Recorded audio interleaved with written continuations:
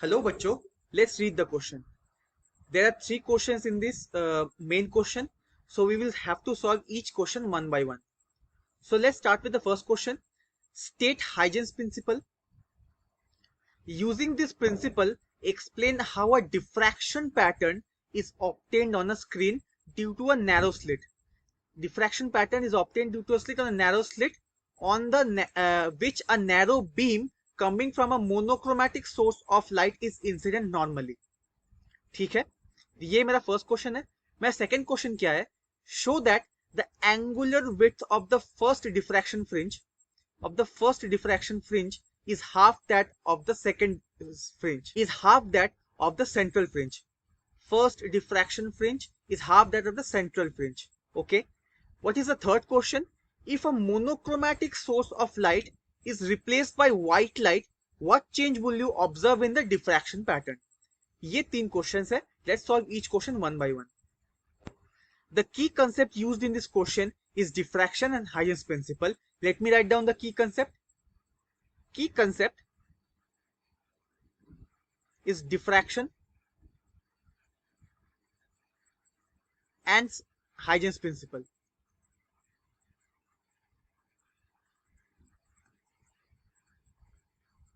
ठीक है, पहले हाइजेंस प्रिंसिपल की बात करते हैं क्योंकि वहां पूछा गया है स्टेट हाइजेंस प्रिंसिपल.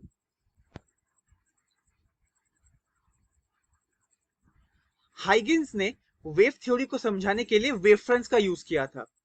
अब उन्होंने दो स्टेटमेंट्स दिए थे. Let me write down together. Huygens principle, the statements of Huygens principle. Statements of Huygens principal.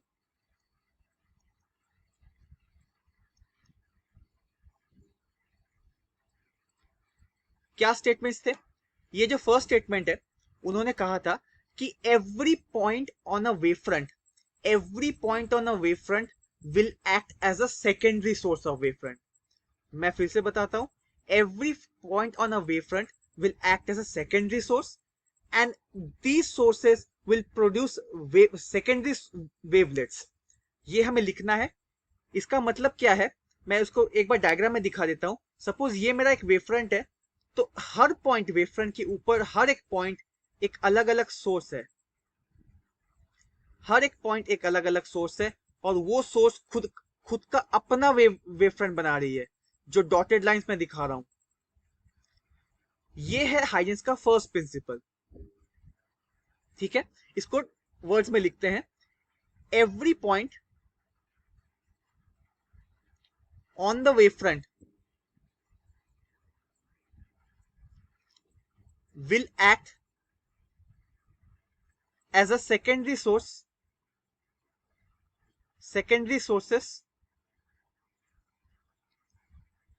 Each source will produce their own wavefronts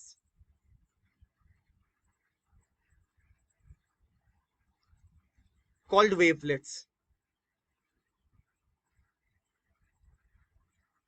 ये जो डॉटेड लाइन में मैंने दिखाया है, इसको वेवलेट कहा जाता है टेक्निकल टर्म्स में.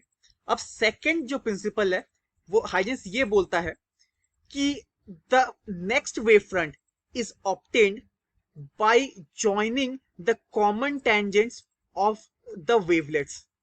क्या बोलता है? अगर मैंने इनके कॉमन टेंजेंट्स को ज्वाइन कर दिया, ठीक है, अगर मैंने कॉमन टेंजेंट्स को ज्वाइन कर दिया, ये मुझे न्यू वेव फ्रंट मिलेगा. न्यू वेव फ्रंट, ये है ओल्ड वेव फ्रंट. तो चलो इसको लिखते हैं. The new wave front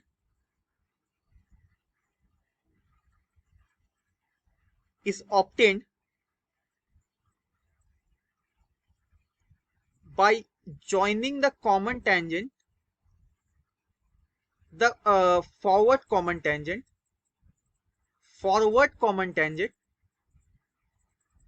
common tangent of the wavelets. ये है दो स्टेटमेंट्स जो हाइजेंस ने दिए थे, ये है हाइजेंस प्रिंसिपल। अब हमें एक्सप्लेन करना है हाइजेंस प्रिंसिपल से डिफ्रैक्शन को। मैं एक छोटा सा डायग्राम ड्रॉ कर लेता हूं। यहां पे देखो, ये मैंने स्लिट बनाया है, थोड़ा बड़ा ही बनाया है, और यहां पे मैंने स्क्रीन बनाया है। ये स्लिट है, ये स्क्रीन है।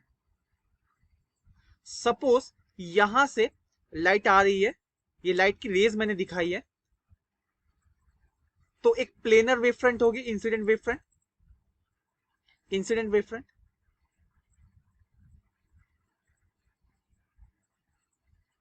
ठीक है, जब ये इंसिडेंट वेव फ्रंट स्लिट को हिट करती है, every point in the slit, याद करो फर्स्ट प्रिंसिपल ऑफ हाइजेंस, उसने कहा था every point in the wave front will act as a secondary source. तो मैं यहां बता रहा हूं every point in the slit will act as a secondary source, जो कि एक सर्कुलर वेवलेट्स बनाएंगी ऐसे। यहां पे सारे जो पॉइंट्स है स्लिट के, वो अपना अपना सर्कुलर वेवलेट्स बनाएंगे। ठीक है, ये वेवलेट्स जब इंटरफेयर करेंगी और सुपर इंपोज करेंगी, आई शुड से, अगर जब ये वेवलेट्स आपस में जब सुपर इंपोज करेगी, तभी हमें डिफ्रैक्शन पैटर्न मिलता है। So let's write it down in words. As soon as the planar wave front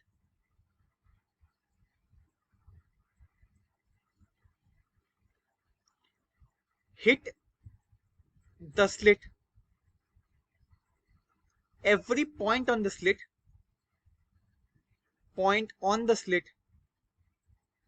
will act as a secondary source.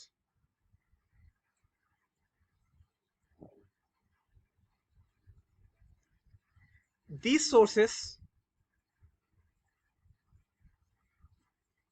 will produce their own wavelets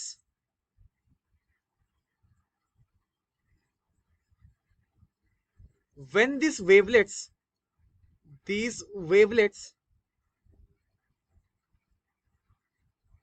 superimpose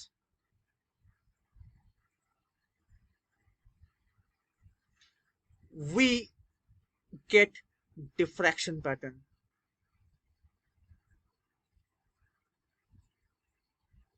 I hope ये आपको clear है। तो अब part B को solve करते हैं। इसमें कहा गया है कि we have to show that the width of the angular width of the central maxima is twice that of the any diffraction band. अब मैं इसमें क्या करना है हमें, तो मैं क्या करता हूं, यहां पे थोड़ा सा इंटेंसिटी पैटर्न को ड्रॉ करता हूं। आप ध्यान से देखना, इंटेंसिटी पैटर्न को थोड़ा सा ड्रॉ करते हैं। ये है मेरा इंटेंसिटी पैटर्न, ये है सेंट्रल मैक्सिमा, उसके बाद इंटेंसिटी फॉल करती जाएगी इस तरीके से। ये जो पोजीशन होता है वो होता है माइनस लैम्डा बाई ए, और ये जो पोजीशन होता है प्लस लैम्डा बाई ए। ये जो पोजीशन होता है माइनस 3 लैम्डा बाई 2a, और ये होता है प्लस 3 लैम्डा बाई 2a। ठीक है, तो what is from here, what can we say, from the intensity diagram, इसको आई लिख देते हैं, इंटेंसिटी को आई, और ये है थीटा जो एंगुलर पोजीशन है। From the intensity diagram, intensity diagram क्या होगा मेरा, the width of the central maxima, central maxima क्या होगा, इसको मैं बीटा 0 लिखता हूं। ये क्या होगा, lambda by a minus of minus lambda by a. ठीक है, इसका क्या होगा 2 lambda by a. This is my b not. अब फर्स्ट ऑर्डर फ्रिंज की बात करते हैं। तो इसका फ्रिंज विड्थ मैं अगर निकालना चाहूं, fringe width for nth order maxima, तो मैं क्या लिख सकता हूं, यहां पे बीटा लिख सकता हूं। ये है n+1 into lambda by a minus n into lambda by A. First order चाहिए ना मुझे, तो ये होगा 2 लैम्डा बाई ए, n को 1 पुट कर देंगे, माइनस लैम्डा बाई ए, तो ये आ जाएगा लैम्डा बाई ए। तो अगर मैं डिवाइड कर दूं beta not taking ratio beta not by beta, अगर मैं ये कर दूं तो मुझे मिलेगा 2 lambda by A into A by lambda. ये लैम्डा लैम्डा मैंने कैंसिल कर दिया, ए कैंसिल कर दिया, इक्वल्स टू 2। सो यहां से क्या पता चला, beta naught is equals to 2 beta. I hope आपको ये समझ में आए, आपको यही प्रूव करना था, हेंस प्रूफ।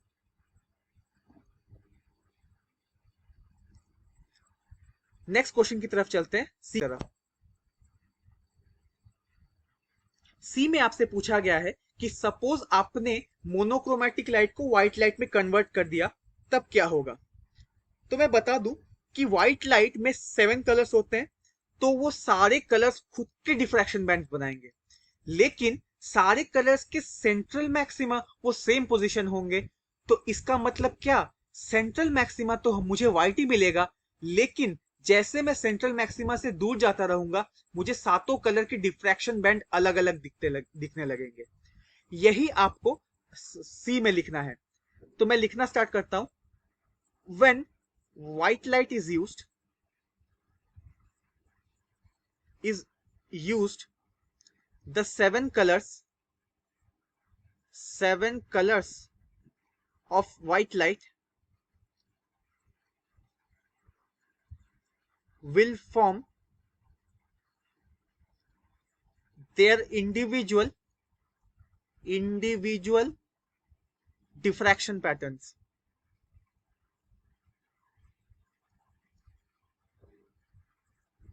ठीक है, the central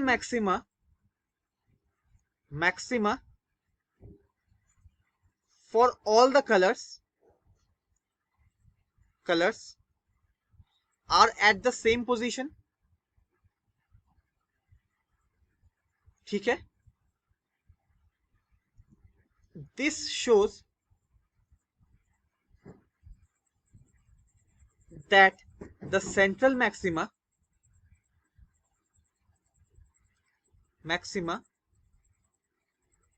will be white as we move away from central maxima,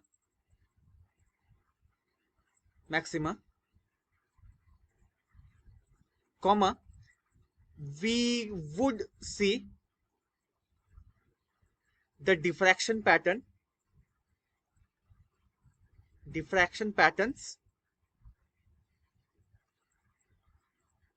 for different light, for different colors।